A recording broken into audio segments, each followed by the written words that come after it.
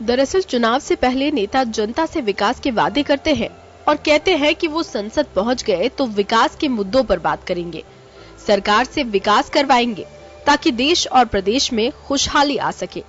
लेकिन यही नेता जब संसद पहुंच जाते हैं तो वहां विकास की बात कम होती है, जबकि निजी स्तर पर आपत्तिजनक टिप्पणियां अधिक। बीते दिनों संसद में प्रधानमंत्री नरेंद्र मोदी और गृह मंत्री अमित शाह के लिए घुसपैठिया शब्द का इस्तेमाल करते हुए दिए गए कांग्रेस के अधीर रंजन चौधरी ने कहा कि अगर केंद्र एनआरसी पे बात कर रही है तो शाह और मोदी भी तो गुजरात से आए हुए घुसपैठिए हैं। चौधरी के इस बयान के बाद बीजेपी सांसदों ने संसद में चौधरी से माफी की मांग की। आइए आपको सुनाते हैं अधीर रंजन चौधरी ने क्या कहा। आपका लीडर भी घुसपैठिया है। ये घुसपैठिया के चलते एक के बाद एक आम नागरिकों को खुदकुशी की कगार में हम पहुंच दिए हैं। बात यही खत्म नहीं होती, इससे आगे भी अधीर रंजन चौधरी ने सोमवार को अर्थव्यवस्था की स्थिति को लेकर वित्त मंत्री निर्मला सीतारमण पर निशाना साधते हुए उनके लिए निर्बला शब्द का इस्तेमाल किया, जिस पर सत्ता पक्ष के सदस्यों ने उन्हें आड़े हाथों लिया और स्वयं वित्त मंत्री ने पलटवार करते हुए कहा कि बीजेपी में हर महिला सबला है। चौधरी ने ये टिप्पणी उस वक्त की जब कॉर्पोरेट टैक्स पे कटौती पर चर्चा चल रही थी। आपको हालात देख के मुझे कभी कभी कहने को दिल करते हैं कि आपको निर्मला सीतारमण के बदले निर्बला सीतारमण तो कहना ठीक होगा या नहीं, क्योंकि आप मंत्री पद पे है लेकिन आपके मन माफिक आप जो चाहते हैं वो करने पाते या नहीं। निर्बला बिल्कुल नहीं, हमारे पार्टी में हर महिला सबला है, ठीक है। हमारे पार्टी में जीजा नहीं रहते, सब कार्यकर्ता है पार्टी में। उधर बीजेपी इससे अछूती नहीं रही। केंद्रीय मंत्री निर्मला सीतारमण ने भी कांग्रेस पर तीखा हमला बोला। सीतारमण ने कहा है कि बीजेपी में कोई जीजा नहीं बल्कि सभी लोग पार्टी के कार्यकर्ता हैं। उन्होंने कहा कि कॉर्पोरेट टैक्स कम करने का फायदा सिर्फ बड़े कारोबारियों का ही नहीं बल्कि छोटे कारोबारियों को भी मिलता है। सूट बूट की जो बात करते हैं वो यहाँ नहीं चलता है। उज्ज्वला योजना, आयुष्मान योजना और पीएम किसान सम्मान निधि में जिन लोगों को लाभ मिल रहा है वे लोग हमारे भाई है क्या? 1 करोड़ किसान को पीएम किसान सम्मान निधि मिलता है। वो कौन है जी? वो बड़े फलना के भाई है, फलना के दामाद है, फलना का जीजा है, ऐसे कुछ है क्या? कुछ ऐसे नहीं। ब्यूरो रिपोर्ट, जन टीवी न्यूज।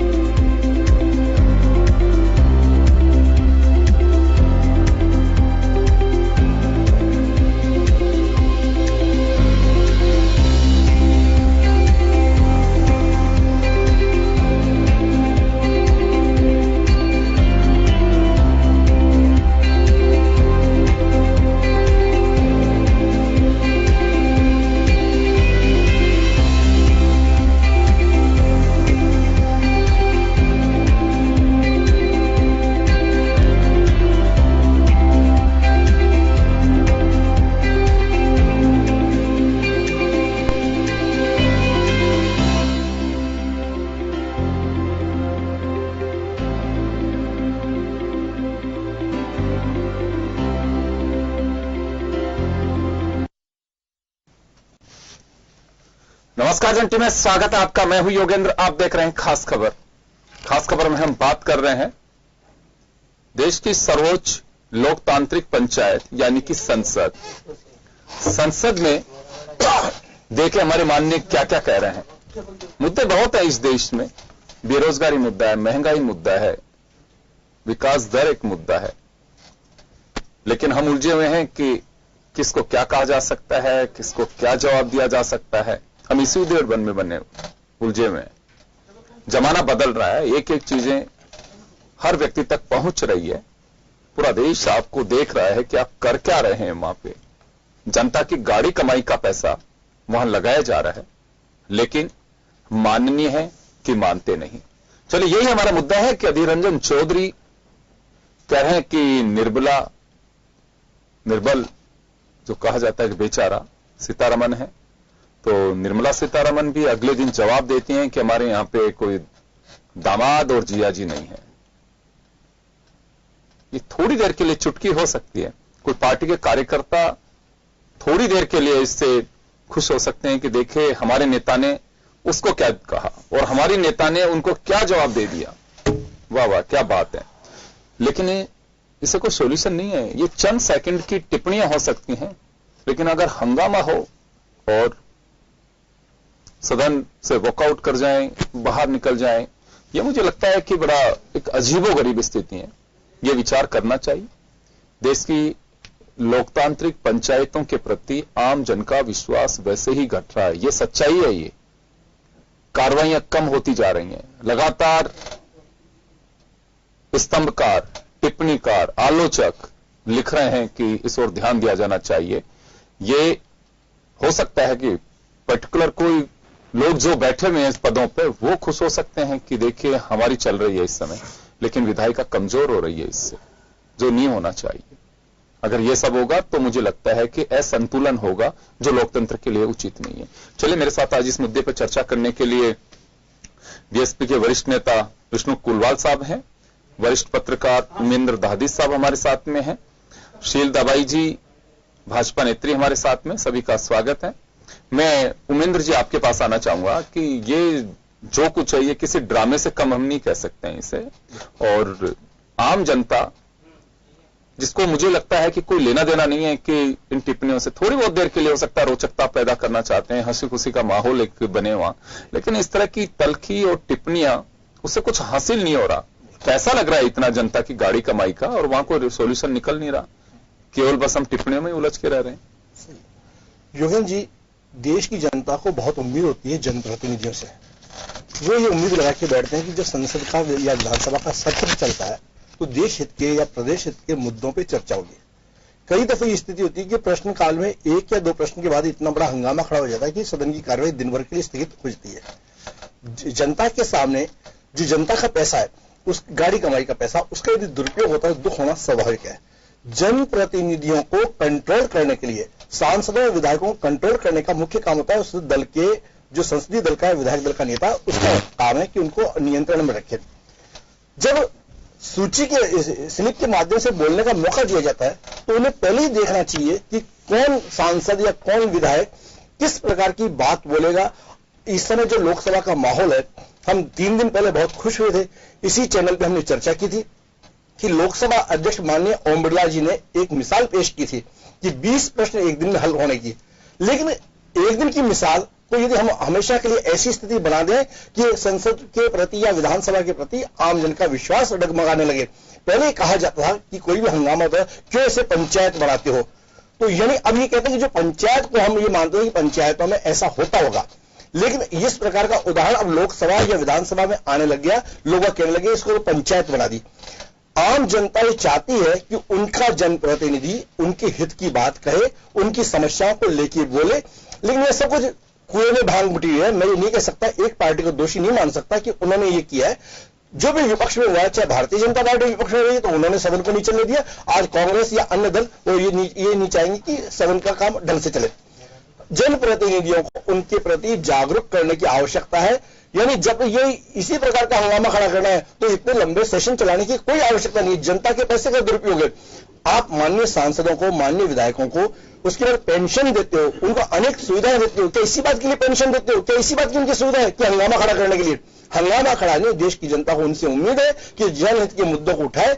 अब ये जिस प्रकार की बात चली है कि निर्मला सीतारमण को लेके, हिंदुस्तान की महिला कोई भी निर्बल नहीं है, सब सबला है। ये जिस देश में झांसी की रानी पैदा हुई हो, जिस देश में मदर टेरेसा पैदा हुई हो, जिस देश में बड़ी बड़ी महिलाएं, जो देश की राष्ट्रपति इस देश की महिला बन चुकी है, तो यह महिलाओं के प्रति हमको सम्मान की भावना रखनी पड़ेगी। महिलाओं के प्रति हमें सोच समझ के बोलना होगा। देखिए, हिंदुस्तान का जो माहौल है, यहाँ महिलाओं का हमेशा सम्मान होता है। एक सांसद होने के नाते हर सांसद का, चाहे किसी भी दल का, उसका दायित्व बनता है कि महिलाओं के प्रति सोच समझ के बोले, अच्छी भावना के साथ बोले, अच्छे विचारों के साथ बोले। यदि माननीय सांसद ही अपशब्द बोलेंगे, गलत शब्द बोलेंगे या तो शब्दों की मर्यादा नहीं रखेंगे तो हम आम जन से उम्मीद नहीं लगा सकते। केवल कई दफा ये होता है कि हर व्यक्ति अपने टीआरपी बढ़ाने के लिए इस प्रकार की बात कहता है कि वो एक दिन छा जाए या उसकी बात को लेकर हंगामा खड़ा सुर्खियों में बने रहने के लिए इस प्रकार की बातें की जाती है। बिल्कुल, लेकिन ये हाउस सुर्खियों के लिए नहीं होना चाहिए। सुर्खियां तो ये बननी चाहिए कि आम जनता को कितनी राहत दी गई है, जनता के दर्द की बात वहां उठाई गई है। मुझे लगता है सुर्खियां तो ये भी बन सकती हैं, मीडिया कई बार सुर्खियां ये बनाता भी है। ऐसा नहीं है कि आप जो कुछ कहें और जो जनता बर्दाश्त नहीं करना चाहती, सुनना नहीं चाहती, वही कोई सुर्खियां बने। विष्णु कुलवाल साहब हैं हमारे साथ में। कुलवाल साहब, आप किस तरह से देखते हैं कि उम्मीद तो ये की जाती है कि हमारे माननीय सांसद जो चुन के जा रहे हैं वो शायद हमारी आवाज बनेंगे वहां पे, और लेकिन हो कुछ अलग रहा है अभी। देखिए योगेंद्र जी, लोकतंत्र का सबसे जो बड़ा मंदिर है, वहां जाके जिन शब्दों का उच्चारण हो रहा है वो शायद हमें भी अब शर्म आने लग गई कि हमारे सांसद इस प्रकार की भाषा का प्रयोग करते हैं। आम जनता क्या करेगी इसके बारे में क्या कहा जाएगा, क्या नहीं कहा जाएगा, उसके विषय में ये नेता लोग, जो हम लोग जिनको चुनते हैं, उनको हम अपने अच्छे दिन के लिए चुनते हैं।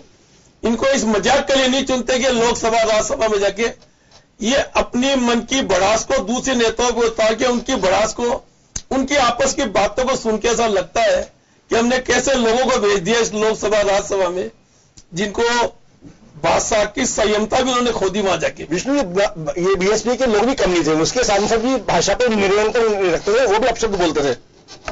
देखिए, बहुत अच्छी बात बोली आपने भूपेंद्र भाई साहब। सवाल है कि ये सब काम ये जब से हुआ, जब से नरेंद्र मोदी जी आए देश में, इन्होंने जो भाषा का प्रयोग किया, इन्होंने देश के प्रधानमंत्री जी को नहीं छोड़ा, इन्होंने देश के किसी नेता को नहीं छोड़ा। जब ये 2014 का चुनाव लड़े थे, उस समय आपको भी ध्यान होना चाहिए, ये ऐसे बोलते थे कि वो देश के राष्ट्रपति हैं और ये सामने से जवाब लेंगे, तो बता क्या कर रहा है।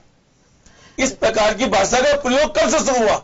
भाषा किसी भी पार्टी का आदमी हो, अगर वो भाषा सही नहीं बोलता है तो हम उसका समर्थन नहीं कर रहे, चाहे वो बीएसपी का हो, चाहे वो किसी पार्टी का हो। आपने हमें बोला तो हम अपनी बात कहेंगे। और भाषा ऐसी होनी चाहिए जो जनता के विकास का, जिस आपने 5 साल का वादा किया, आपने जो घोषणा पत्र जो लागू किया, उसकी बात लोकसभा में, राज्यसभा में होना चाहिए। तेरा जीजा और तेरा फूफा, तेरी फूफी, किसका जवाई, किसका लेना देना, इन बातों को, देश को आपने 6 साल बर्बाद कर दिया। अब इस पे बातों को भूल के देश हित की बात करो। आज देश में मध्य किस दौर में पहुंच गई है। आज हमारे वित्त मंत्री जी को यह नहीं पता कि वो लोकसभा में खड़े होकर हुए विपक्ष में सवाल है, एक पार्टी से ऊपर उठ के बात कर रहा हूं, एक व्यापारी हूं मैं। आज वित्त मंत्री जी, आप हिंदुस्तान के किसी भी व्यापारी के पास चल जाइए, उसकी क्या स्थिति है। मुझे पता है कि आप निष्ठा से काम करेंगी, मगर ये नहीं कि अपनी बात को कहने के लिए किसी की बात को मानना स्वीकार नहीं करें। आज हिंदुस्तान में मद्दी के दौर से गुजर रहा है, और इसलिए इस देश के विकास करने के लिए जितना फिर महिला खोज महिला और महिला की बात करके, देखिए इन्होंने बीच हमारे आरोप लगाए, हमने उसको मना तो नहीं किया, हमने एक्सेप्ट कर लिया, वक्त हमने लोगों ने बोला। सवाल इस बात का है शीलदा भाई जी, सवाल महिला का नाम मतलब महिला, अरे सुनो, महिला ऐसा क्या हो गया उसमें, आप लोग की अच्छा नहीं, आप लोग अच्छी भाषा बोलते होंगे, तो अपनी बात को दइए। आप इस देश की बात सोचना चाहते हो क्या, एक या महिला की बात पे जाना चाहते हो? अगर महिला की बात पे जाना चाहते हो तो आपके राज्य में कितने अपहरण हो रहे हैं, कितने यूपी में अत्याचार हो रहे हैं, कितने बीजेपी शासन में क्या हो रहा है, कितने कांग्रेस के सांसदों को सवाल इस बात का कि ये इसीलिए सांसद अभी एक मुद्दा है, ये आवाज वहां सदन में आनी चाहिए, और केवल ये नहीं है कि बस वहां पे एक दुख जाहिर करने के लिए, यह जब हंगामा, हल्ला, चर्चा होती है तो उसका कोई रिजल्ट भी आना चाहिए। मैं आऊंगा आप लोगों के पास में, मैं शील जी के पास में जाना चाहूंगा।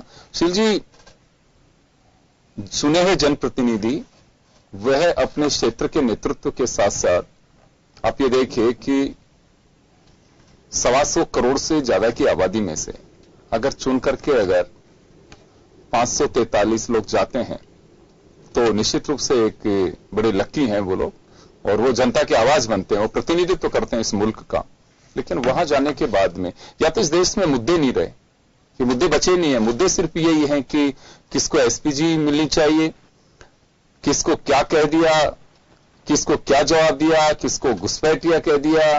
तो ये जो सब चीजें हैं, ये मुझे नहीं लगता है कि कोई बहुत लंबी चौड़ी बातें हैं, इनको तो सॉर्ट आउट किया जा सकता है, लेकिन मुद्दों पे चर्चा होती अब नहीं दिखाई दे रही है अभी।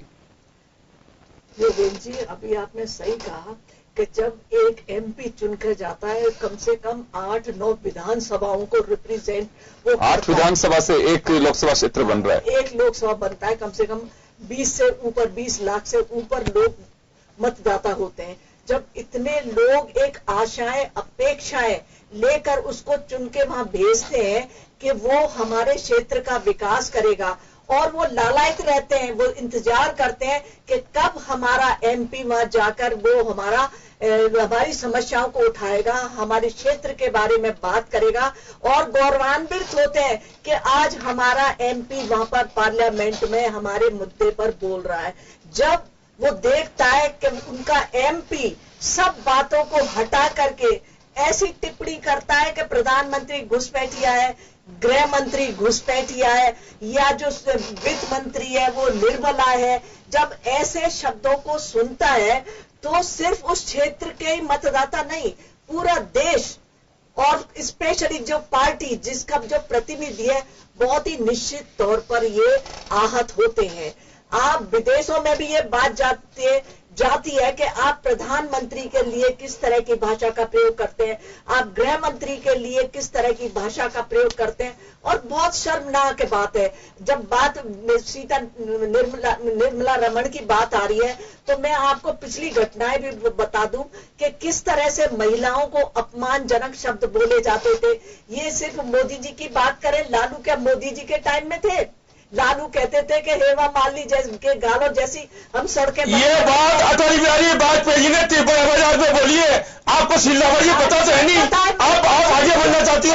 आप अटल जी ने बात नहीं भूल गए क्या? आप कहे कि लालू प्रसाद जी की बात करो, लालू प्रसाद जी की लालू प्रसाद जी लालू प्रसाद जी है क्या अभी नहीं है तो चाहिए ना। और बात सुनो ना, तो मायावती को बोला आपके एमपी ने, तो नहीं बोल रहे आप उसके लिए, आप कैसी बात बोल रहे हो?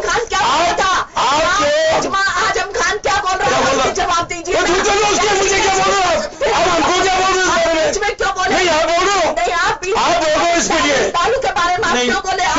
ये बात अटल बिहारी वाजपेयी ने जयपुर में त्रिपुरा बाजार में मीटिंग में, आप उस पार्टी में से क्या? आप पार्टी में से क्या? आप नहीं थे पार्टी में, आपको नहीं ज्ञान, आप झूठ मत बोलिए, झूठ मत बोलो, झूठ मत बोलिए, झूठ मत बोलिए आप। उसकी नैतिकता देखिए, जिसने एक वोट के खातिर संसद भंग कर दी और सत्ता को त्याग कर दिया। आप तो ये बात करो, छोड़ो उन बातों को, खत्म मत करो आप, सुनिए बहुत खतरनाक नहीं आपकी, आपकी बात करो, आपकी लोकसभा में ऐसा होता रहा है।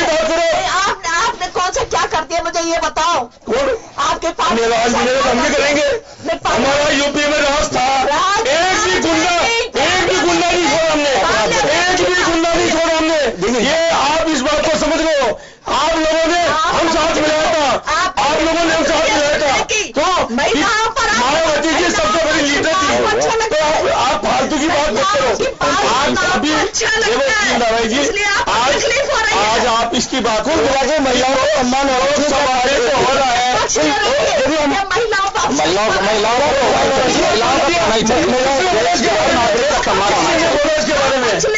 देश के हर नागरिक का सम्मान हो रहा है। देखिए आप इनको कितनी तकलीफ हुई है, अगर लालू ऐसे शब्द बोल रहा है तो आपको तकलीफ हुई है। मैंने अटल जी के लिए बोला है। वैसे अटल जी कभी इस प्रकार के शब्द का उपयोग नहीं करते हैं, जिससे अटल जी के शब्द देश की जनता के लिए उदाहरण है। उन्होंने जीवन में कभी ऐसा, आप बता दीजिए, देखिए पहली बात तो अटल जी जैसा व्यक्ति जो साहित्यकार हो ऐसे हल्के शब्द का प्रयोग नहीं कर सकता। नहीं, उन्होंने क्या कहा, जब राजेश खन्ना लोकसभा चुनाव लड़ रहे थे, तब राजेश खन्ना लोकसभा चुनाव लड़ रहे थे, उन्होंने कहा इन्होंने चुनाव लड़ने के लिए कुमार जी, इस समय बात ये होनी चाहिए जिसको माननीय सांसद है, जिनसे हमें उम्मीद है देश की जनता उनके रामचंद्र जी बोला क्या बोल रहे हैं तो बताओ, वो समय बोलते ही नहीं है, जबर का पद्धति करते नहीं है। तो इस प्रकार से बात अरे मैं आपसे मैं जबर का आदमी हूँ। देखिए मैं जबर की बात कर रहा हूँ। मैं एक बात बताना चाहूंगा आपको, ये मेरे कहा से जबर में हम तो आपको महापौर बनाया, हमने तो आपको महापौर बनाया, तो आप ठीक दवाई से आप तो इस समय बात होनी चाहिए थी। जो हैदराबाद की घटना हुई है इसमें हमको सब चिंता करनी चाहिए, लेकिन इसमें भी आप देखिए कि जो निर्भया के लिए जो फंड बनाया गया उसका कितने राज्यों ने क्या उपयोग किया। राजस्थान में भी 76 करोड़ रुपए सैंक्शन हुए, या केवल 36 करोड़ रुपए उसमें लगाया गया। यानी हम इस मामले में तो चिंता नहीं करेंगे, इन विषयों को सदन में नहीं उठाएंगे, केवल आपस में गाली गलौज की भाषा का उपयोग करेंगे। एक मिनट निर्भया फंड जो बना, ये मेरे ख्याल में उम्मीदवार जी कहां से जानकारी मिली 76 करोड़ रुपए राजस्थान को मिले? ये संसद के आंकड़े हैं। सूचना कई दिनों से आप हर विभिन्न प्रकार के चैनलों पर देख रहे हैं। इसमें यह भी आया है कि किस कई राज्य से जिन्होंने एक पैसे का उपयोग नहीं किया, केवल जो इसका पैसा फंड होना चाहिए था, महिलाओं की सुरक्षा के लिए फंड होना चाहिए था, उसके लिए लगाना चाहिए था। किसी भी राज्य में, मैं नहीं कह सकता ये भाजपा के शासन में हुआ है या अन्य किसी देश के किसी भी प्रदेश में उसका सदुपयोग नहीं हो पाया है। ये कब की आप बात बता रहे, पैसे ही रिलीज नहीं हुए। सबसे बड़ी तो बात ये है कि निर्भया फंड का पैसा रिलीज नहीं हुआ, ये सबसे बड़ी दुख की बात है ये कि निर्भया फंड जो पैसा वास्तव में जो आपको बताए जा रहे हैं, जो मीडिया के माध्यम से जानकारी मिली है, जो अन्य साधनों से जो सूचना के साधन है उनके माध्यम से जानकारी मिली है, उसके हिसाब से मैं बात कर रहा हूं। क्योंकि जो आंकड़े हैं उसमें हर अलग स्टेट का है। कई स्टेट तो ऐसे जिनको 103 करोड़ से अधिक का भी बजट दिया गया, जो फंड दिया गया, लेकिन उन्होंने क्या 1 करोड़ रुपए। यानी हम महिलाओं के मान सम्मान की बात कहते हैं, उनके लिए सोचना भी चाहिए। हर महिला का सम्मान होना चाहिए, चाहे सांसद हो चाहे एक सामान्य महिला हो, हर महिला का सम्मान होना चाहिए। क्योंकि देश के नागरिकों का राष्ट्रपति के लिए कहते हैं कि वो उनके बर्तन मांजती थी। ये देखिए किसने बोला, किस राष्ट्रपति के लिए बोला? नाम बताइए आप राष्ट्रपति जी का। आप मुझे नाम नहीं आता, उनका नाम आप बता दीजिए। आप राष्ट्रपति जी के लिए गलत सब बोल रहे हो। हम तो उनका सम्मान करते हैं, वो तो हमारे भारत के राष्ट्रपति रही। आप भी बोलियो बर्तन मारने, मैंने नहीं बोला कहीं बर्तन मारने की बात। आप कर रहे हो ये बात, आइए आपको ही पता है। बता रही हूँ, कांग्रेस के एक नेता ने कहा तो ये राष्ट्रपति इसलिए बनी कि वो इंदिरा गांधी के किचन में खाना बनाती थी, उनको सस्पेंड भी किया। इसलिए अभी आप साहब इस बारे में मुझे क्या बनाती नहीं थी, मैं तो राष्ट्रपति जी के खिलाफ बोल नहीं सकता। आप अमीन खान नहीं बोलना चाहिए, हमें राष्ट्रपति किसी में आप अमीन खान साहब की बात कर रहे हैं, जिन्हें सस्पेंड तो नहीं किया, मंत्री पद से रिजाइन करना पड़ा था उनको, बाकायदा एमएलए रहे, उसके बाद लगातार जीत के भी आ रहे हैं वो। खैर इश्यू ये नहीं है, मुद्दा सिर्फ ये है कि यह एहसास होना चाहिए कि हमारी जवाबदेही है। आज हम चैनल पर बैठे हैं, हम लोग बैठे हुए हैं, ऐसा नहीं कि हम किसी के लिए कुछ भी कहते हैं, पैनलिस्ट आपस में किसी के लिए कुछ भी करें, जवाबदेही है हमारी। एक जिम्मेदार व्यक्ति, जिम्मेदार संस्था और जिम्मेदार पंचायत, वहां से लोग उम्मीद करते हैं कि वहां पे किस तरह की चर्चा होनी चाहिए, कोई सारगर्भित बात निकल करके आनी चाहिए। तो मुझे लगता है कि शायद हाउस बने इसी के लिए कि अच्छी चर्चा हो और स्वस्थ और स्वच्छ वातावरण में हो सके, तब उसका कोई रेस्पॉन्ड करता है। लेकिन अगर ये हालात रहे तो बड़ा मुश्किल होगा। चलो छोटे से ब्रेक के लिए रुक रहे हैं, ब्रेक के बाद वापस लौट रहे हैं।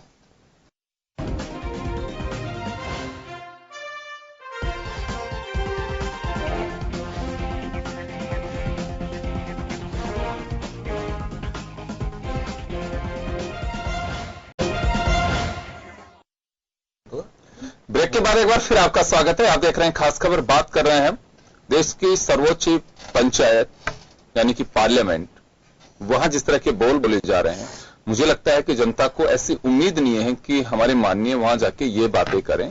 मुद्दे बहुत हैं, चर्चा हो सकती है, कुछ हल्के फुल्के अंदाज में आप कुछ कह सकते हैं एक दूसरे को, ये लंबी फेरिस्त है, कई बार कहा गया, लेकिन ये नहीं कि पूरा हाउस एक मुद्दे को लेकर के उसी की गिरफ्त में आ जाए और चर्चा केवल वहीं तक सीमित हो। आई थिंक ये जनता के साथ कुठाराघात है। चले, लेकिन हम इसी बीच आपको बताना चाहेंगे कि एसपीजी बिल में भी अमेंडमेंट जो हुआ एसपीजी एक्ट में, वो 5वां अमेंडमेंट, ये भी दोनों हाउस पारित हो चुका है।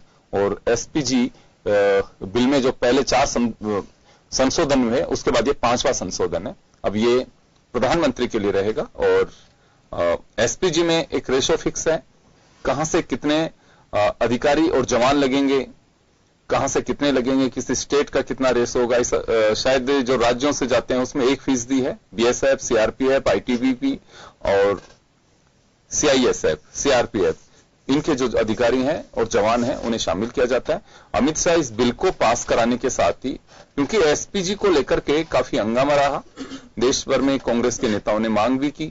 कहा गया कि जिस परिवार के दो लोगों ने शहादत दी हो उस परिवार की सुरक्षा नहीं हटाई जानी चाहिए। तो क्या कह रहे हैं अमित शाह इस बिल को पास कराने में, जरा सुनिए। इसमें लिखा है कि पर्याप्त व्यवस्था करे बगैर SPG सुरक्षा हटाई, इसलिए श्री राजीव गांधी की हत्या करना शायद सरल हुआ। पर्याप्त सुरक्षा की व्यवस्था करे बगैर, मगर एक केस में हमने ऐसा नहीं किया है। हमने Z+ सुरक्षा दी है, CRPF का कवच दिया है और ASL भी दिया है। तो मैं आपको ये बताना चाहता हूं कि इस प्रकार की गोताही इस सरकार ने नहीं की है। भूया जी ने कहा कि तटस्थ थ्रेट असेसमेंट होने चाहिए, वो तो मान्यवर, आपके माध्यम से मैं इनको कहना चाहता हूं, आपको तो अधिकार ही नहीं है। पॉलिटिकल वेंडेटा से केरल के अंदर 120 कार्यकर्ता भारतीय जनता पार्टी के मार दिए गए। आपको तो बोलने का अधिकार ही नहीं। क्या पॉलिटिकल वेंडेटा की बात करते हैं?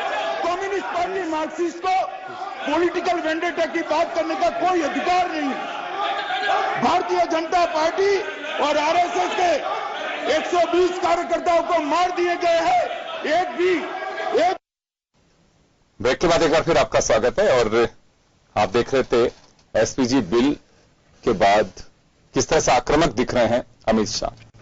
तो चलिए इसी को लेकर के आगे बढ़ाएंगे कि किस तरह से देश में एक नई बहस पैदा हुई और आखिर SPG बिल पास करा लिया गया है। मैं विष्णु कुलवाल साहब के पास में एक बार फिर जाना चाहूंगा। कुलवाल साहब, मैं आपसे जानना चाहता हूं कि SPG बिल, गवर्नमेंट का यह कहना है कि हमने Z+, जिसमें CRPF का सिक्योरिटी कवर होता है, वह दिया हुआ है, एम्बुलेंस साथ में होती है और उच्च श्रेणी की जो सुरक्षा होती है वह SPG को एक स्टेटस सिंबल के रूप में डिमांड की जा रही है। अगर की जा रही तो यह साफ कहना है अमित शाह का। देखिए योगेंद्र जी, सुरक्षा ये सरकार के लेवल पे की जाती है और जो सरकार होती है उसके ये नियम और उसके आधार पे ये SPG वगैरह की सुरक्षा दी जाती है। इस सुरक्षा के बात को लेके मुझे आज योगेंद्र सबसे बड़ी बात इस सुरक्षा की थोड़ी दूसरी बात कहनी है इस बारे में कि जब हमारे यहाँ का एक MP चुनाव जीत के जाता है तो उसको सुरक्षा की जरूरत क्यों हो जाती है?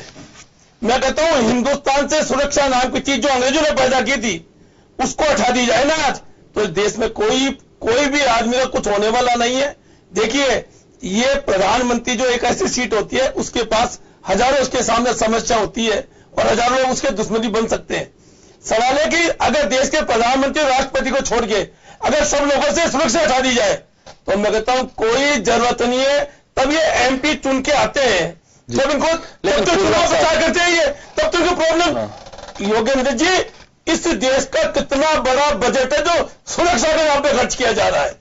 अगर सच्चाई देखिए साहब, राजीव गांधी की हत्या हुई जब वो प्रधानमंत्री भी नहीं थे, तो देखिए देश में कुछ ऐसे पॉलिटिशियंस या दूसरे लोग होते हैं जिनके लिए कुछ जरूरी होता है। जैसे अशोक सिंघल बाबरी मस्जिद केस के बाद में उन पर मुकदमा चल रहा था, लेकिन उनकी जान को खतरा जिस तरह से फीडबैक मिल रहा था, वह उनको जो सुरक्षा मिली हुई थी प्रधानमंत्री की तरह उन्हें पूरी तरह से 24 घंटे वॉच किया जाता था कि कहीं कोई दिक्कत तो नहीं हो। तो कुछ खतरे ऐसे होते हैं कि जो जैसे राजीव गांधी है, एक सबक है इस देश के लिए कि अगर उनकी रक्षा में चूक नहीं होती तो शायद उनकी जान ना जाती। नहीं, मैंने क्या कहा साहब, जब इनको ऐसी स्थिति दिखे तो वहां सुरक्षा दी जाए वो तो समझ में आती है मुझे, मगर इस सुरक्षा के नाम पे कितना खरबों रुपए का बजट जो गरीबों को, किसानों को, सब लोगों को मिलना चाहिए, वो बजट अगर ये इस सुरक्षा के नाम पे खत्म कर देंगे तो सुरक्षा सरकार का कर्तव्य है। सरकार देखे कि इसको सुरक्षा की जरूरत है, उसके लिए सरकार को उसकी सुरक्षा देनी चाहिए। मैं नहीं कह रहा कि सुरक्षा नहीं देनी चाहिए, सुरक्षा उसको देनी ही चाहिए, मगर आज 543 हमारे MP होते हैं, इनकी कितनी बड़ी सुरक्षा पे कितना पैसा खर्च होता है। अगर ये पैसा उस क्षेत्र की गरीब जनता को बांटा जाए तो पता लगे कि जनता को कितना पैसा मिल रहा है। सवाल है सुरक्षा ये सरकारी लेवल का सरकार का काम है, वो कैसे कहा देगी वो सरकार सोचे। देखिए सुरक्षा अपने आप की भी तो अपने आप को करनी पड़ती है ना, हम भी तो अपनी सुरक्षा अपने आप में करते हैं ना। तो सवाल है कि जब ऐसी सुरक्षा पे जब इतना पैसा खर्च हो रहा है तो उस पर जो सरकार जिसको सोचेगी ये सुरक्षा देना जरूरी है। योगी जी मुझे एक चीज समझ में नहीं आती आज तक, इस देश में हमारे जो उच्च जो ये संस्था जासूस जो संस्थाएं करती है वो ये तो बता देती है कि आज पाकिस्तान से 5 आतंकवादी देश में आ गए। इनको इस चीज का कैसे पता पड़ता है कि 5 आतंकवादी आ गए, तो ये 5 आतंकवादियों को गोली क्यों नहीं मार सकते? तो ये ऐसा माहौल क्रिएट करते हैं कि सब अब तो इसको सुरक्षा देना बहुत जरूरी है जी। तो जब इनको ये पता है कि ये 5 आतंकवादी आ गए तो आज से नजर में क्या लगता है कि एक स्टेटस सिंबल है? मुझे तो ये लग रहा है सब जी। उमेंद्र जी के पास में जाना चाहूंगा मैं। उमेंद्र जी, एसपीजी का अमेंडमेंट बिल पास हुआ है, अमित शाह भी ये बात कह रहे हैं कि ये स्टेटस सिंबल लोगों को ज्यादा लगता है बजाय सिक्योरिटी कवर के। बिल्कुल सही है। समय समय पे सुरक्षा की ये समीक्षा होनी चाहिए कि किनको देनी है, किनको नहीं देनी है, किस प्रकार की देनी है। देखिए, देश की सरकार का एक दायित्व बनता है कि हर नागरिक हो, चाहे बड़ा हो चाहे छोटा हो, चाहे वो किसी पद पे हो, उनको सुरक्षित भाव से जीने का हक देने का और जिए। लेकिन हम ये कहें कि नहीं मुझे तो एसपीजी की ही मिलनी चाहिए या मुझे इस प्रकार की मिलनी चाहिए, हमें इस प्रकार की बातों के लिए केवल जिद नहीं करनी चाहिए। अब मैं 2 दिन से पढ़ रहा हूं कि कुछ लोग कल ये प्रियंका जी के बंगले में चले गए फोटो सेल्फी खिंचाने के लिए, इसमें आगे साहब उनके एसपीजी हटा दी, उनको सुरक्षा नहीं दी, इसलिए वो फोटो खिंचाने के लिए आ गए। इस प्रकार की बातें कह के हम केवल हमारे जो सुरक्षा से तंत्र से जुड़े हुए लोग हैं, जो उनके मनोबल को कम नहीं करना चाहिए। देखिए, इस देश में जो भी जनप्रतिनिधि है उसको स्वयं को कहना चाहिए कि मैं आम जनता के बीच में जाऊं तो मुझको। मैं एक बात जानना चाहता हूं उमेंद्र जी, बात तो सही है कि सिक्योरिटी के नाम पे इसको एक विवाद नहीं खड़ा करना चाहिए, लेकिन अगर कोई ये कह रहा है कि प्रियंका गांधी के एसपीजी कवर हटाया इस वजह से, तो इसमें मनोबल क्यों टूट रहा है? फोर्स के जो जवान है उन पे तो कोई आरोप ही नहीं है। नहीं, मैंने इसलिए कहा है ये बात कि देखिए, एक यदि किसी सांसद को एक पीएसओ मिला हुआ है तो विचारा जो पीएसओ जी जान के साथ उसमें लगता है, पार्षद को यदि कुछ मिला हुआ है, जो भी है जिसको भी जैसा मिला है, वो कोई भी जो सुरक्षा व्यवस्था में जुड़ा हुआ व्यक्ति है वो अपने जो बॉस है उसकी सुरक्षा में कोई कमी नहीं छोड़ता है, उसके जी जान से उसमें लगता है। लेकिन नहीं कहे कि नहीं जो हमको सुरक्षा मिली हुई थी वो कम थी, एसपीजी होती तो ऐसा नहीं होता, इसलिए मैंने मनोबल कम करने वाली बात कही है। देखिए, उनके गार्ड भी होगा, उनके अन्य व्यवस्था भी होगी, जो इस प्रकार की जो सुरक्षा दी है वो होगी। यदि हम कहें कि एसपीजी होती तो ऐसा नहीं होता, तो ये हम इस प्रकार की बातें कह के जो सुरक्षा व्यवस्था में जुड़े हुए व्यक्ति है उनका मनोबल नहीं कम करें कि हाँ सुरक्षा व्यवस्था अब एक निश्चित है कि एक स्टेटस सिंबल बन गया। ये दिखाना चाहते हैं हर लोग कि उनको एक बड़ी सुरक्षा मिली हुई है, एक दायरे में है। मैं कई ऐसे नेताओं के बारे में ये बताना चाहूंगा कि जिन्होंने कभी सुरक्षा व्यवस्था में ध्यान नहीं दिया। अटल बिहारी वाजपेयी भी देश के पूर्व नेता प्रतिपक्ष रहे या लाल कृष्ण आडवाणी भी रहे, उन्हें मैं मानता हूं शायद उनके यहाँ मिलने में किसी को कोई दिक्कत नहीं होती होगी, इतनी बड़ी सुरक्षा की व्यवस्था थी नहीं। हाँ, समय के साथ साथ में जिस प्रकार से देश में इस समय माहौल है और कई जगह लगता है कि आतंकी गतिविधियां बढ़ रही है या किसी कारण से सुरक्षा व्यवस्था कोई आवश्यक नहीं, एसपीजी की हो, अन्य माध्यमों से भी हम किसी भी व्यक्ति को सुरक्षित रख सकते हैं और ये सरकार का दायित्व है। सरकार अपना आप ये चाहेगी कि हमको कैसे सुरक्षा देनी है, केवल हम इसको एक विवाद का विषय नहीं बनाए, एक स्टेटस सिंबल के रूप में नहीं देखें कि एसपीजी एक स्टेटस सिंबल बन गई है। जब से बात मैं आ रहा हूं आपके पास, हाँ, उपेंद्र राजपुरोहित जी हमारे साथ में जुड़े हुए हैं। उपेंद्र जी, आपका भी स्वागत है। एसपीजी अमेंडमेंट बिल पास हुआ और साथ ही पार्लियामेंट के अंदर जिस तरह के बोल, कोई निर्मला सीतारमण कह रहा है, कोई कह रहा है कि हमारे यहाँ पे जीजा जी और दामाद नहीं है, ये सब चीजें, हालांकि देखिए अमेंडमेंट बिल है, ये हाउस की प्रोसीडिंग के तहत सरकार जो बिजनेस लेके आती है उसका पार्ट है, लेकिन ये सब चीजें कोई किसी पे कुछ भी कह रहा है और समय इस तरह से जाया हो रहा है। और दूसरा, अमेंडमेंट बिल को लेकर के साफ कहा है कि एक परिवार की सुरक्षा से बाहर निकलना चाहिए, चिंता हमें भी है और कांग्रेस से ज्यादा चिंता है, हम सरकार में बैठे हुए हैं, तो इसे एक कितना बड़ा इश्यू नहीं बनाना चाहिए। देश की सर्वोच्च सिक्योरिटी कवर गांधी परिवार को दिया है, यह दावा है अमित शाह का। देखिए योगेंद्र जी, सबसे पहली बात तो जो एसपीजी सुरक्षा को लेकर के अनावश्यक इसको मुद्दा बनाया जा रहा है, इस पर पिछले काफी समय से मीडिया पर और आम जनता के बीच में और सरकारी स्तर पर खूब चर्चाएं हुई है। ठीक है, अमेंडमेंट हुआ है, भविष्य के लिए सबके लिए समान रूप से लागू है। और जहां तक मैंने तो देखा है और आप लोगों ने देखा है, ऐसा नहीं कि मैंने कोई अलग देखा है, कांग्रेस पार्टी ने कहीं पर इसका एसपीजी वाले मामले को लेकर के ज्यादा कोई एग्रेसिव उनका अब तक रुख देखने को मिला नहीं है। पता नहीं क्यों भारतीय जनता पार्टी उस मुद्दे आंदोलन किए हैं, जगह जगह जाम लगाए हैं, आंदोलन किए हैं, इसके अलावा क्या देखना चाहते थे आगे बताओ जी। कार्यकर्ताओं द्वारा कोई घटना कार्यकर्ताओं के माध्यम से कराए जाते हैं। पार्टी का बड़ा नेता नहीं करेगा कि धरने में बैठ जाएगा पार्टी का एजेंडा नहीं है। मेरी बात सुनिए, तो बड़ा होना चाहिए था कि पार्टी कार्यकर्ता नहीं बैठेगा। आप पत्रकार हैं या भारतीय जनता पार्टी? देखिए, मैं बिल्कुल जो एक मतदाता हूँ, पत्रकार होने से पहले एक मतदाता हूँ। दूसरी बात मुझे पता था, इसलिए मैं ज्यादा उसमें गहरे में नहीं जाना चाहता मैं। दूसरी बात कि अभी जो पिछले कई दिन से शब्दों को लेकर के इसमें आ रही है, मुझे आश्चर्य है। ठीक है, सुधीर रंजन ने जो कहा है वो गलत कहा है, नहीं कहना चाहिए उनको। और मैं तो कहूंगा मीडिया को इस प्रकार से जो भी गलत बोलता है, मीडिया को ऐसे लोगों के वक्तव्य को टीवी पर दिखाना नहीं चाहिए, उनको दिखाए नहीं। क्योंकि कोई भी आदमी गलत बोलता है, उसके पीछे उसकी मंशा होती है हाईलाइट होना। लेकिन मुझे बड़ा आश्चर्य हो रहा है कि ठीक है, सुधीर रंजन ने गलत बोला, लेकिन सामने से प्रतिक्रिया जो आई कि हमारे यहाँ पर कोई दामाद और वो नहीं है, तो मैं माननीय हमारी वित्त मंत्री जो भारत का बेड़ा गर्क कर चुकी है, उनसे मैं ये कहना चाहूंगा। ऐसा क्यों लग रहा है बेड़ा गर्क कर? समीक्षक के रूप में आप एक समीक्षक को किसी को टारगेट करने का अधिकार नहीं था। समीक्षक को समीक्षा करनी चाहिए। महिला के बारे में आप इसमें समीक्षक देश के विरोध किया, देश के महिला वित्त मंत्री इसलिए मैंने माननीय शब्द उपयोग किया, माननीय यानी दुशाले में लपेट के जूता फेंके, ऐसे मैंने उनको सम्मान दिया है। दुशाले में लपेट के जूता फेंक भारत सरकार की माननीय वित्त मंत्री जिन्होंने देश का बेड़ा गर्क कर दिया, अब चाहे उनके उसमें उनकी पॉलिसी है या किसकी पॉलिसी है, तो मुझे पूरा बोलने दीजिए।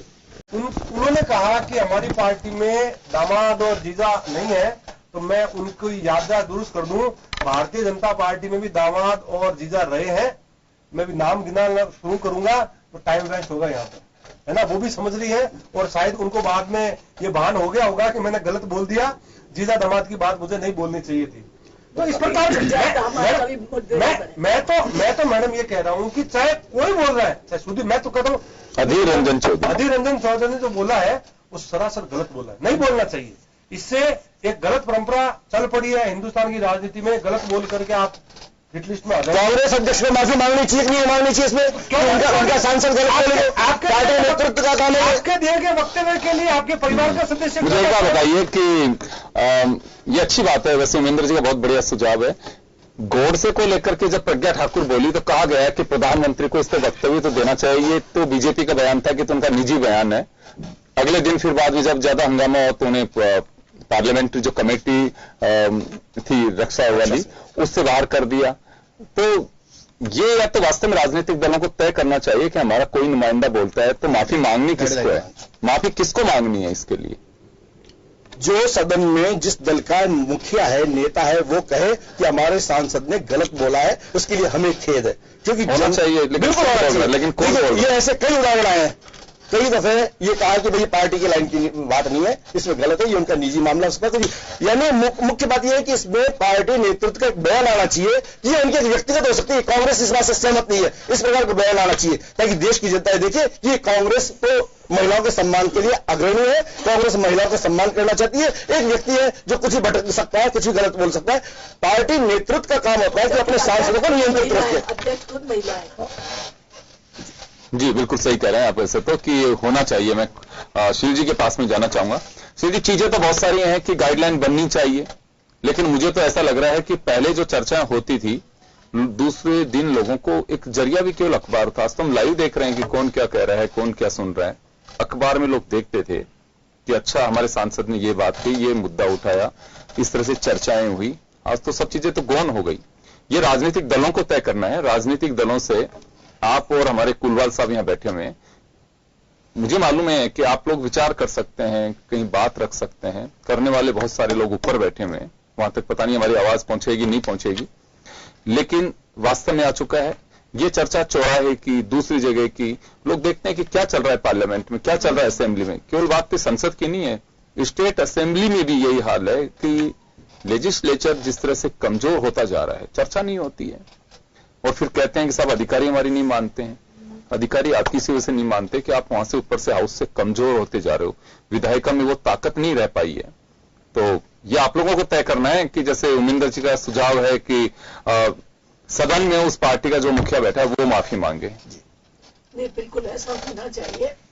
वैसे होता है कि जब पार्लियामेंट होती है या विधानसभा होती है, उससे पहले एक अनौपचारिक मीटिंग बुलाई जाती है जिसमें गाइडलाइंस दिए जाते हैं कि ये सब्जेक्ट होंगे, किसको किस मुद्दे पर किस तरह से जवाब देना है, और फिर इसके बाद में जब होता है विधानसभा में वो जवाब तो दीजिए, लेकिन यहाँ तो ईंट का जवाब पत्थर से दिया जा रहा है। चिंता तो ये है ईंट का जवाब कीचड़ से। नहीं, बिल्कुल। अब जिस तरह से हम निर्मला सीतारमण की बात करें तो उनको निश्चित तौर पर एक आहत करने वाला जिस तरह से उन्होंने कहा, और वो भी जबकि ऐसी परिस्थितियां देश में चल रही हैं, आप इस तरह के वाण बोल रहे हैं और प्रधानमंत्री को भी आप इस तरह से कैसी मैडम कैसी परिस्थिति चल रही है देश में, बताइए थोड़ी। कौन सी इस एक देश में जो परिस्थिति चल रही है वो किस संदर्भ में कहा आपने, प्लीज? मैंने इस संदर्भ में कहा कि अभी जो हैदराबाद का कांड हुआ है, राजस्थान का जो कांड हुआ, महिला आप क्यों ध्यान भटकाना चाहती है? देश की आर्थिक देखिए, रेलवे घाटे में चला गया, आप उधर से ध्यान क्यों भटकाना चाह रही है? कोई भटकाने की रेलवे घाटे में चला गया, हमेशा उतार क्या समझ में नहीं आ रहा? मैं ये नहीं कहता मैं देश में झुकूंगा, उनके टाइम में भी विश्व में आर्थिक मंदी चल रही है। हमें मोदी जी की नीतियों पर पूरा विश्वास था, हमें मोदी जी की नीतियों पर पूरा विश्वास था, लेकिन विश्वास के साथ विश्वासघात हुआ। दुख किस बात का है? कौन सा विश्वासघात हुआ? आप लोग जीडीपी देखिए, जीडीपी कहां चली गई? जीडीपी हमेशा घटती बढ़ती रही है, इतनी पता नहीं 3.5 भी है या नहीं है? आपकी पार्टी के सांसद, आपकी पार्टी के सांसद, फिर भी आपकी पार्टी के सांसद सुब्रमण्यम स्वामी ये कह रहे कि 1.5 स्वामी तो हमेशा बोलते रहते हैं, कुछ भी बोलते हैं। आपकी पार्टी का सांसद, आपके पार्टी का नेता है वो, भले ही हो, आपकी पार्टी का नेतृत्व करते हैं वो, व्यक्तिगत पूरा समाज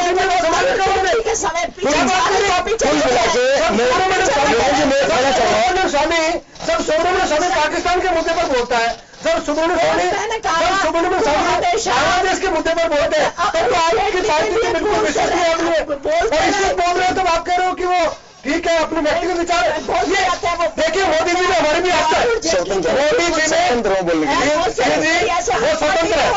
स्वतंत्र है, वो स्वतंत्र हो गए, वो स्वतंत्र हो गए। और अभिनंदन बोलते हैं तो वो स्वतंत्र है। कुल मिलाकर बात ये होनी चाहिए योगेंद्र जी, जो सांसद है, देखिए सांसदों ने अपने संपत्ति की घोषणा की, जितने सांसद है कितने देश में रहे, इन विषय में चर्चा होनी चाहिए। सांसदों को तो सबको संपत्ति की घोषणा, वो तो जब चुनाव के लिए नामांकन करते हैं उसमें मंत्री ये बात होनी चाहिए।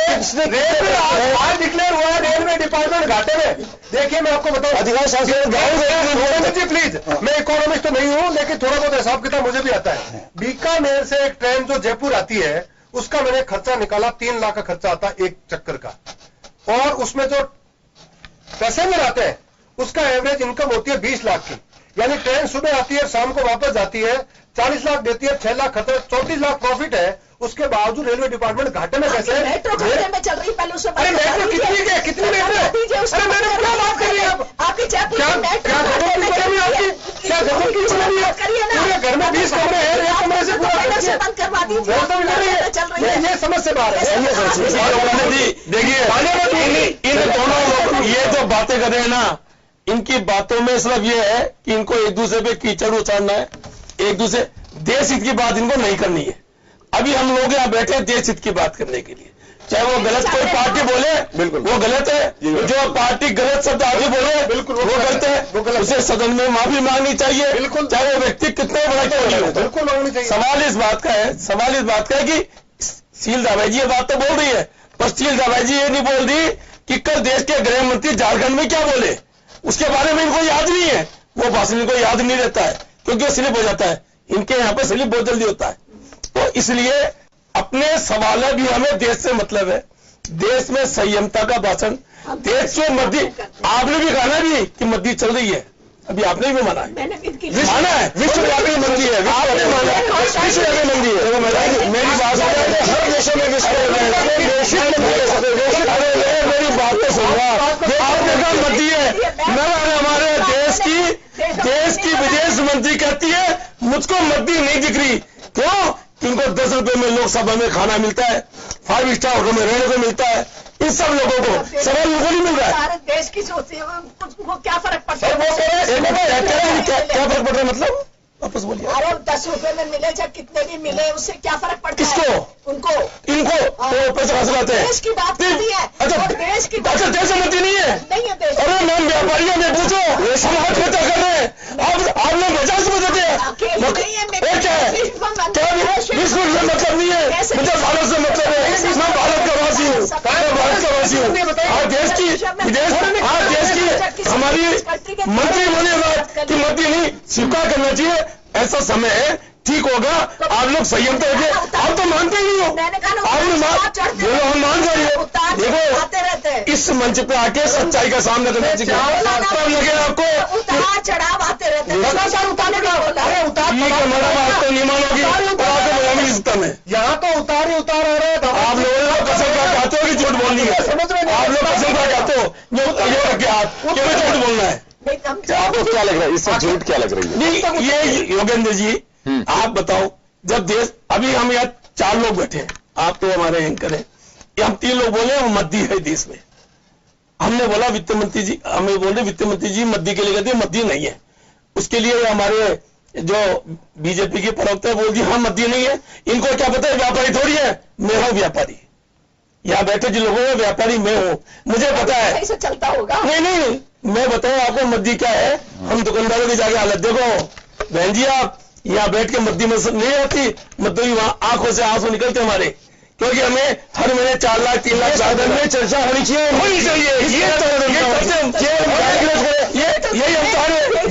चाह रहे हैं मुद्दे हम चाहते हैं जिसमें मुद्दे की बात होनी चाहिए, इसकी जनता लोकसभा विधानसभा में नहीं होनी चाहिए। हमें ये चाहते हो, आप ये चाहते हो, जनता की बात कर रहे हैं। आप धर्मेंद्र जी कह रहे हैं चर्चा तो आपने भी क्या है राज्य में, तो आप कैसे बोल रहे हो? आप तो सुप्रीम कोर्ट का भी नहीं मानते, आप तो सुप्रीम कोर्ट का भी नहीं मानते। फालतू की बात होगी। मनमोहन जी सवाल है मनमोहन सिंह का सुझाव आया कि भाई मनमोहन सिंह जी बहुत बड़े इकोनॉमिस्ट है, इनसे इस वक्त सलाह ली जाए। उस वक्त क्या बोला गया? ये तो गूंगा है। किसने बोला? क्या मोदी जी बोले, अमित शाह बोले? कोई बात है, कौन बोला? यदि कोई छोटा मोटा कार्यकर्ता बोलता है तो उसकी बात का कोई महत्व नहीं होता है। जब तक सांसद है कोई सांसद नहीं बोला, कौन सा सांसद ने बोला? ये राज प्रसाद जी ने बोला है, देखिए लोकसभा में बोला है उन्होंने। देखिए इस जो अब आप जवाब दीजिए ना। नहीं अब आप जवाब, मैं मानता हूँ सर ऐसा किसी सांसद ने बोला नहीं, बोला गिरिराज प्रसाद ने। मैं आपको रिकॉर्ड गिरिराज सिंह जो बिहार से आते हैं वो, क्योंकि उनके जवाब में स्लिप होती रहती है मुझे। अभी सीतारमण भी मिलने गई थी, मोदी जी भी बजट से पहले उनसे चर्चा करने बिल्कुल गए थे। हम थोड़ी मना करने नहीं गए थे, नहीं अच्छी बातें गए थे, देश की बहुत अच्छी बातें गए थे। मेरा आपसे एक सवाल है, एसपीजी को लेकर के जो कांग्रेस ने इतनी चर्चा की है, तो एक सीधा आरोप लगा कि एक परिवार की चिंता है, परिवारवाद की चिंता है। देश में बहुत सारे लोगों का सुरक्षा कवर है, जबकि गवर्नमेंट ने कोई सुरक्षा वैसे नहीं उठाई है। ये अमित शाह जी का दावा, पार्लियामेंट में भी उन्होंने बाकायदा, पार्लियामेंट में अगर होम मिनिस्टर बोल रहे हैं तो एक विधिवत बयान है उनका। वो चुनावी सभा में कुछ भी कहा जा सकता है, चुनावी सभा में तो अभी भी राम मंदिर बीजेपी के श्रीमुख से निकल रहा है, जबकि सोट आउट अभी भी कहा है इनका मंदिर, राम मंदिर प्रधानमंत्री जी ने अभी भी कहा झारखंड में कि राम मंदिर और 370 कांग्रेस ने जानबूझ करके लटकाया। अब सुप्रीम कोर्ट का मैटर हो चुका, आई थिंक अब इस पे राम मंदिर पर नहीं चर्चा होनी चाहिए, लेकिन चलिए प्रधानमंत्री जी कह रहे हैं उनको कुछ उचित लग रहा होगा। यह बात एक एसपीजी की है, ये आरोप लग रहा है कांग्रेस पे कि परिवार से बाहर नहीं निकल पा रही है, वो केवल एक रास्ते ढूंढ रहे हैं। देखिए बिल्कुल मैं सहमत हूं इस बात से कि कल की घटना है, प्रियंका गांधी के घर में एक परिवार सेल्फी लेने के लिए पहुंच गया, तो ठीक है कोई बड़ी घटना नहीं हुई, खुदा ना खास्ता कल कोई ऐसी घटना हो जाए तो कौन जिम्मेदार लेगा? तो निश्चित तौर पर हमारी सरकार की, देखिए गार्ड सुरक्षा सस्पेंड कर दिया 3 लोगों को, कहीं चूक तो हुई है और जांच बैठा दी गई, चूक तो हुई है। ये मान लो परिवार सिक्योरिटी कोलैप्स, ये परिवार नहीं हो कहीं गैप रहा, ये परिवार न होकर के कुछ मान लो कुछ आतंकवादी होते, अपराधी होते, तो शायद वहां कुछ घटता, ऐसी कल्पना ही कर सकते हैं। तो कहीं न कहीं मैं 3 लोगों को सस्पेंड किया है। मैं बिल्कुल सील जी इस बात की पैरवी नहीं कर रहा कि सबको एसपी देना चाहिए, ठीक है, एसपीजी उसी व्यक्ति को दी जाए जो तात्कालिक हो और जो उसको जिसको वास्तव में खतरा हो, ठीक है। यूं हम एसपी देते रहेंगे, देश पर आर्थिक रूप से अनावश्यक भार पड़ता है, लेकिन जहां जायज है, देखिए इस वक्त मेरी बात पूरी होने दीजिए, इस वक्त हम गांधी परिवार की बात करें तो देखिए ठीक है वो प्रधानमंत्री नहीं है या राहुल गांधी किसी बड़े ओहदे पर नहीं रहे, लेकिन कहीं न कहीं आतंकियों की हिट लिस्ट में ये परिवार आज भी है। नहीं तो फिर तोड़ते क्यों है? एसपीजी के जो कानून बना रखे उनको तोड़ते क्यों है? घेराई को क्यों तोड़ते हैं? 1600 जनता के लिए, जनता में जाने के लिए तोड़ते होंगे। ये बात बनारस में नरेंद्र भाई मोदी ने भी किया है, बनारस में खुद उन्होंने भी किया देश के प्रधानमंत्री जी। उनको एसपीजी दिखे उस समय। अरे भाई साहब अभी भी दिए मंत्री के बाद। अजीब, अरे मैं प्रधानमंत्री के, मैं प्रधानमंत्री जी के बोल रहा हूँ और बनारस शब्द बोला है मैंने। बिल्कुल बिल्कुल। तो वहां खुद उन्होंने तोड़ के आगे निकले, वो अपने क्षेत्र के मतदाता भी है। अमेठी में जाके प्लीज मेरी गलती है, वो जनता मेरी गलती है, प्रतिनिधि को अपने क्षेत्र की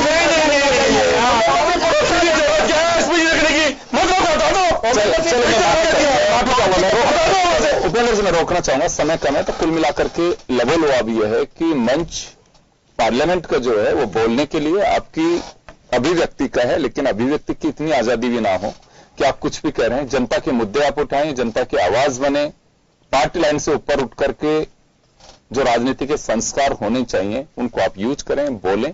खैर वो तो रहा ही नहीं कि पार्टी लाइन से ऊपर उठ करके, मुझे नहीं लगता है कि कोई सांसद ऐसे सुझाव देते हैं कि पार्टी लाइन से ऊपर उठ करके बात कही जाए, या पार्टियों में आजकल ये सब चीजें सहन नहीं की जाती कि ऐसा क्यों बोल गए, अब बाहर करिए अभी इनको, अगली बार का टिकट कट। तो डर जरूर है लोगों में कि ये चीजें बोली जानी चाहिए, नहीं बोली जाए, सभी पार्टियों के अंदर। मैं एक ये नहीं कह रहा कि कोई बीजेपी में या कांग्रेस में, सभी पार्टियों में पार्टी लाइन से ऊपर उठ के चर्चा होनी चाहिए। आपको यह एहसास होना चाहिए कि हम जनता की आवाज बनने के लिए यहां पे आए हैं, तो उस कर्ज को जरूर अदा करें। बहुत बहुत शुक्रिया आप सभी का। खास खबर में इतना ही, दीजिए इजाजत, नमस्कार।